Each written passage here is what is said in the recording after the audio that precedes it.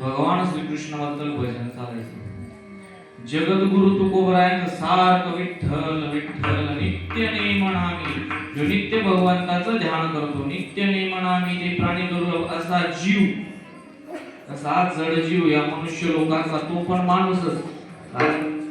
या मृत्यू लोकात देवानं असं निर्माण केलंय की बुद्धी भजन करायची, देवाचं नामचिंतन करायची, देवाची प्राप्ती करायची संधी फक्त भगवंतानं आपल्याला या जन्मात दिली.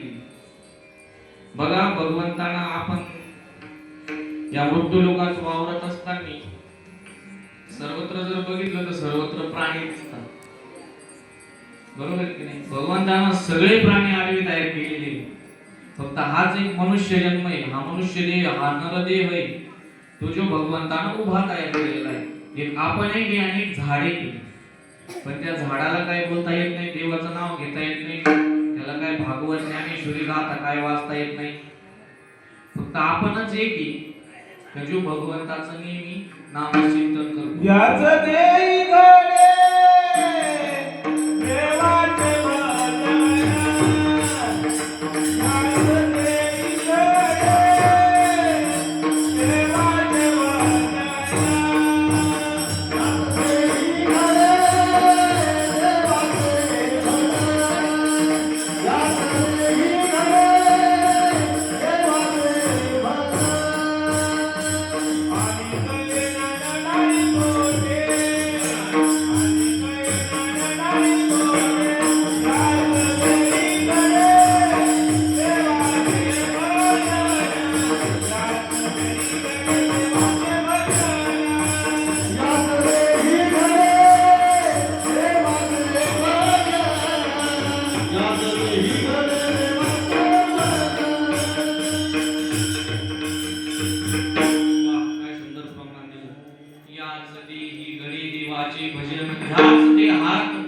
भगवंताचं भजन करतोय.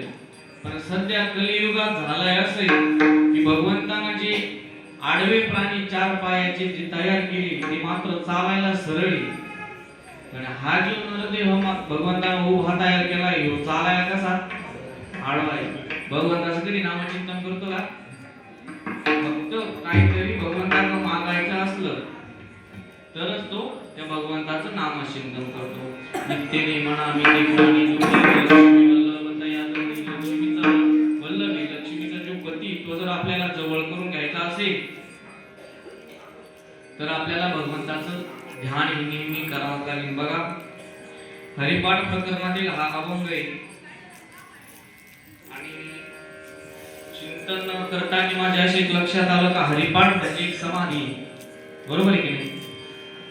हरिपाठ झालं, काकडा झालं, ही एक समाधी. आणि हरिपाठ प्रकरणातील शेवटचा अभंग काय? नाही नाही नाही, हरिपाठ प्रकरणातील शेवटचा अभंग कोणता? ज्ञानाचा.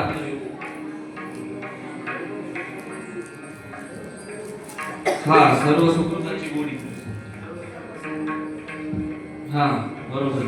तो अभंग आहे जो शेवटचा आहे. आणि एक हरिपाठ एक समाधी प्रकरण आहे आणि हे आपण संध्याकाळीच म्हणलं पाहिजे, सायंकाळच्या वेळेस. काही लोक याला सकाळी म्हणतात, दुपारी म्हणतात, ठीक आहे ते, पण मग तो संध्याकाळी म्हणला पाहिजे. आणि काकडा एक तो काकडा आपण पहाटेच म्हणला पाहिजे. सध्या परिस्थिती झाली काय काकड्याची तुम्हाला सांगतात, एक माझा अनुभव सांगतो तुम्हाला. आमच्या भागातला तो मुका आहे ना, तो मुका बैऱ्यावर धावत म्हणतो, बैरा जोगीवर धावायला. म्हणजे ते जे वैयक्तिक वाद आहे मंदिरात चालू झाले. तुम्हाला खरं सांगायचे ते म्हणतात ना, बोले तैसा चाले त्याची वंदावे पावले. तशी मत म्हणजे ते अनुभव घेतलाय मी त्या गोष्टीचा काही ना, तशी गंमत झाली. आणि सध्याच्या लोकांचा हरिपाठ कसा आहे, सगळे मुळे गेले उघडा आपण VIP घेऊन गार पाण्यात बारीक हात घाले गरम पाण्यात सुंदर गारपाटा देवाच्या बाबा माते कोंबड्या पाय कोंबड्या घातले पपई बी गेला धर कोंबडी घालून पाय धर कोंबडी घालून पाय लगेच इकडे ज्ञानदेव प्रमाण निवृत्ती ज्ञान समाधी संजीवन हरिपाठ लगेच तिकडे 4 वाजता आला. लगेच ज्ञानदेव प्रमाण निवृत्ती देवी ज्ञान समाधी संजीवन हरिपाठ बशीचा आवाज आला. लगेच टावेल घाली करून सध्याची परिस्थिती अशी निर्माण झालेली. पण हरिपाठ एक समाधी, आणि माऊलींनी ज्यावेळेस ती समाधी घेतली किंवा समाधी घेण्याच्या अगोदर जे हरिपाठ हे प्रकरण हा जो ग्रंथ आहे छोटासा तो निर्माण करून दिलाय, त्याचं आपण अनुकरण केलं पाहिजे. बरोबर आहे की नाही? भगवंताचं चिंतन केलं पाहिजे ना. हरिपाठ म्हणताना हरिमुखे बरं हरिपाठातलं काही कळवत वाहन कळू, पण एवढं तर कळलं पाहिजे ना, हरिमुखे म्हणा पुण्याची गणना कोण करी. फक्त भगवंताचं विठ्ठल विठ्ठल भगवंताचं नाव करायचं. एकदा काय झालं, जगद्गुरु तुकोबरायांच्या गावात दुष्काळ पडलेला होता. दुष्काळ पडलेला असताना तुकोबरायांनी घरात काही व्यापाराचे पैसे उरलेले होते. त्यांना वाटते या पैशांपासून आपण काहीतरी नवीन व्यापार सुरू करू. म्हणून तुकोबरायांनी काय केलं, मिरच्याची लाल मिरच्याची 3 पोते विकत घेतली. विकत घेऊन ते शेजारच्या गावात व्यापारासाठी निघून गेले. व्यापारासाठी म्हणजे बघा या दृष्टांताचं नित्य नेमन आम्ही ते प्राणी दुर्लभ लक्ष्मी वल्लभ तया जवळ आहे. भगवंत कसा जवळ येतो, भगवंताचं नाव घेतल्यानंतर या दृष्टांतातून ते कळलं तुम्हाला. ते शेजारच्या गावाच्या 3 मिरच्याची पोती घेऊन व्यवसायासाठी गेले. जाताना त्यांना एक महादेवाचं मंदिर नदीच्या लागलं. त्या ठिकाणी पिंपळाचं झाड होतं. तुकोबराय गेले, त्या झाडाखाली सर्व मिरच्या ते टाकलं. त्या ठिकाणी त्यांचा व्यापार सुरू केला. पण व्यापार सुरू करायचे तुकोबराय विठ्ठलाचं नाव घ्यायला लागले. विठ्ठल विठ्ठल विठ्ठल ते नामचिंतनात अगदी डुबून गेले.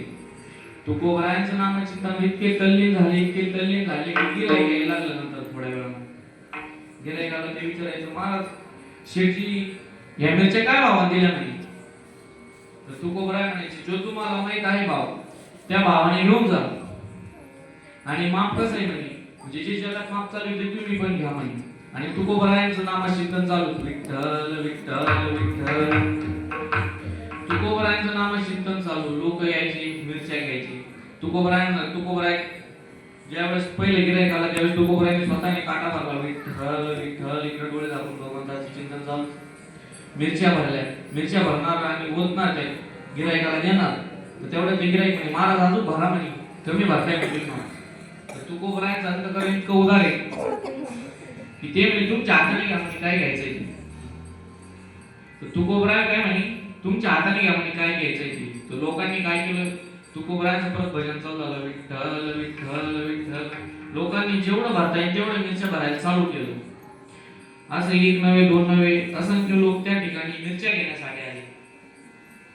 आणि मिरच्या घ्यायचे, घरी जायचे. त्यातला एक जण काय म्हणे, गावात गेला. गावात जाऊन त्यानं दौंडी दिली की आपल्या गावात तुका शेठ नावाचा एक व्यापारी आलेला आहे म्हणे मिरच्या घेऊन. आणि तो लोकांना हवे तेवढे मिरच्या देतोय, पैशाचं काही म्हणत नाही. त्याला काही लोक तांदूळ आणून द्यायचे, तांदूळ आणून देता येते, मापाचं काही म्हणत नाही.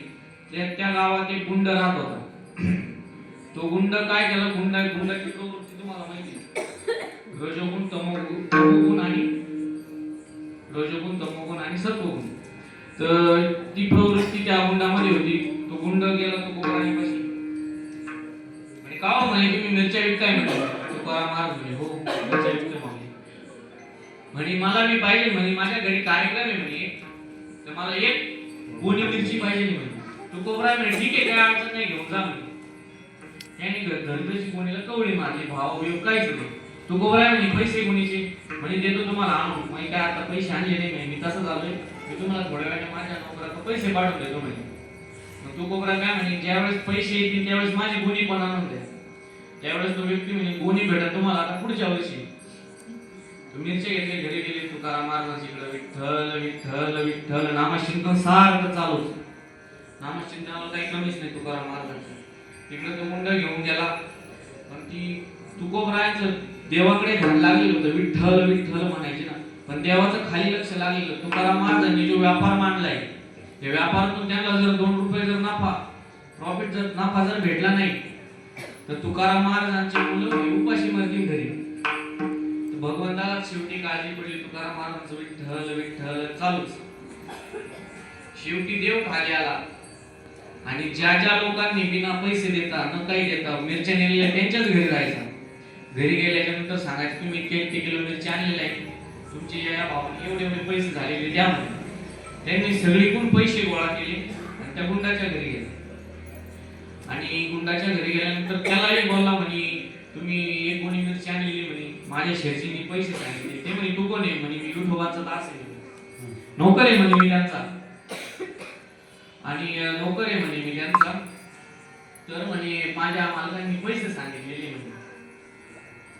तुकाराम महाराज आपलं तो गुंड म्हणे पैसे तर काय भेटणार नाही म्हणे. तो म्हणे मालकाने मला सांगितलेले की पैसे घेऊनच माझ्याकडे, तसा काय येऊ नको. तर तुकाराम महाराजांचा जो नोकर होता, स्वतः भगवान परमात्मा खाली येऊन ते पैसे गोळा करत असताना तो काय नाही तर त्यांनी आरडाओरड चालू केली. भगवंतानी आरडाओरड चालू केली. सगळे गावाकडे त्यांच्या घरा शेजारची लोक जमा झाले. काय झालं त्यावेळेस त्यांनी सांगितलं की तुकाराम महाराजांचे आणि 1 गोणी मिरची आणलेले हे पैसे देत नाही म्हणजे. समाजा मालकांनी मला पैसे घेऊन बोलावलेले. तर तो गुंड म्हणजे मी देऊ शकत नाही, काय करायचं ते करून घे म्हणे. तर तुकाराम महाराजांच्या त्या सेवकांना काय केलं म्हणे, मी स्वतःला फाशी लावून घेतो म्हणे, तू पैसे देत नाही ना म्हणे, मी स्वतःचा जीव देतो म्हणे, माझ्या मालकाला जाऊन सांग म्हणे काय सांगायचं. तर लोकांनी त्याला विनवणी केली, त्यांनी पैसे दिले. तुकाराम महाराजांचा नोकर म्हणून तो गावाच्या बाहेर भगवंत पडला. गावाच्या बाहेर पडल्यानंतर त्यांनी सावकाराचं वेश धारण केलं. आणि तुकाराम महाराजांना तिकडे संध्याकाळ झाली होती. तुकाराम महाराजांना जे काही लोकांनी तांदूळ गहू दिलेले होते त्याचा त्यांनी भात टाकला होता. आणि ते पैसे घेऊन तुकाराम महाराजांकडे आले सावकार. म्हणजे महाराज हे घ्या म्हणे आपले पैसे. तुकाराम महाराज म्हणे कसले पैसे? तर ते म्हणे हे जे तुम्ही सकाळच्या मिरच्या विकल्या ते मिरच्याचे हे पैसे, आणि आमच्या गावात इतके प्रामाणिक लोक आहे म्हणे, त्यांनी सर्वांनी हे पैसे प्रामाणिकपणे आणून तुम्हाला दिलेले नाही, हे पैसे घ्या म्हणे. बरं ठीक आहे म्हणे. तुकाराम महाराजांनी घेतले पैसे. म्हणे सावकार म्हणे माझं एक काम करा म्हणे. काय म्हणे भात टाकलेला आहे म्हणे, भातासोबत तूप खायचंय म्हणे, मग आम्हाला तूप आणून देतात का म्हणे. ते म्हणे हो म्हणे ठीक आहे. तुकाराम महाराजांनी थोडेसे पैसे दिले. ते थोड्याशा पैशात भगवान खूप सारं तूप घेऊन आला. ते म्हणे का म्हणे इतकं सारं तूप कसं काय? अहो ते म्हणे आमच्या गावात तूप खूप जास्त प्रमाणात आहे म्हणे, स्वस्त आहे आमच्या गावात. ते तूप घेऊन आला, तूप दिलं. तुकाराम महाराजांनी भगवंताला आग्रह केला म्हणजे जेवण करा म्हणे. आणि शेजारी शिवजींचं मंदिर होतं. शिवजीला म्हणजे भगवान शंकराला पण काय राहवलं नाही, कारण विष्णू भगवान त्यांच्या भक्तासंग जेवायला गेले. आणि भगवान विष्णूचा आराध्य दैवत शंकर आणि शंकराचा आराध्य दैवत भगवान विष्णू, त्यांना काही राहवलं नाही. ते पण गेले. ते म्हणे मलाही भूक लागलेली, मी प्रवास करून खूप थकलोय म्हणे, माझं इथं राहा तुम्ही या मंदिरात. मी बाहेर गेलो होतो कामानिमित्त, मला भूक लागली, मला पण जेवायचं म्हणजे तुमच्यासोबत भात खायचं. त्या तिघांनी मिळून भात खाल्ला. म्हणजे या दृष्टांतातला सिद्धांत असा सांगतो की भगवंताचं नाव घेतल्यानंतर नित्य नेमनाने ते प्राणी दुर्लभ लक्ष्मी वल्लभ तयाजवळ, लक्ष्मीचा वल्लभ कधीही आपल्या जवळ येतो. त्याच्यासाठी आपल्याला भगवंताचं नाव घ्यावं लागेल. माऊली सांगतात हे अभंगाच्या प्रथम चरण.